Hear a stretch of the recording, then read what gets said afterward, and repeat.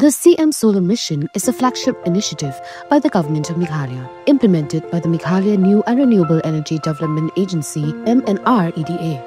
Its goal is to make the state energy resilient and environmentally sustainable. The mission offers a variety of solar systems to meet different needs.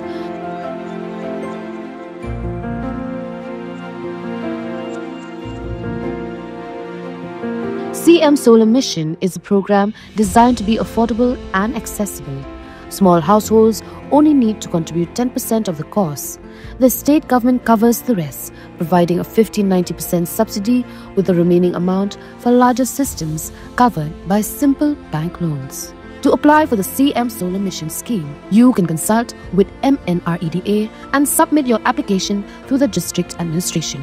or contact your nearest block development officer, BDO. Kanyotrat National Youth Front Southern Border Area galak sungai Belejong Ketayo kalalit jurip ke Primary Health Center ke Badan Kenong Dangar hag District East Khasi Hills. Bad kelas sakhi ya kejing tuat kipat ba kene kejaka Sumar ban yo ya kejing Sumar.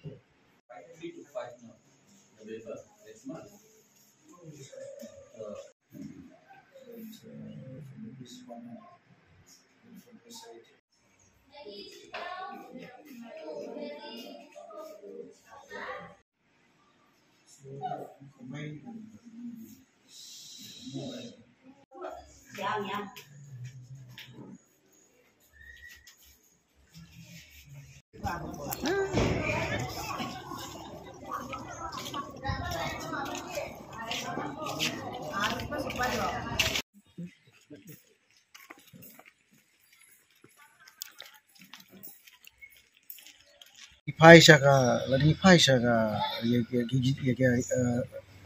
Indian jongki dawai ru pagba ulabun mereka Indian ka di melongkat kung pasti juga sisi jong PC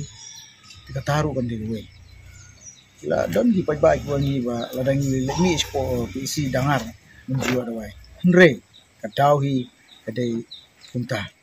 ba kipat ba kini doktor ki nurse staff ki syong ni kim semua service tang ya kita ki badai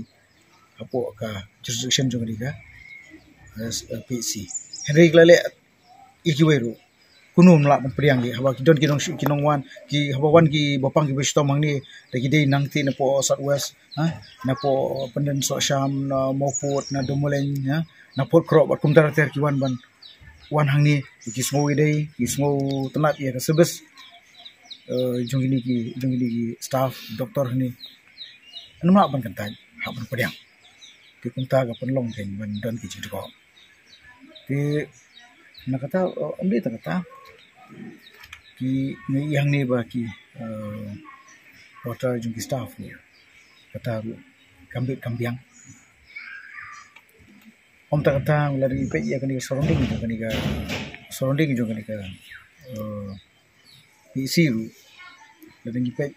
sibun ki benta ki ba nak leng jong sarkar ka ban penbiang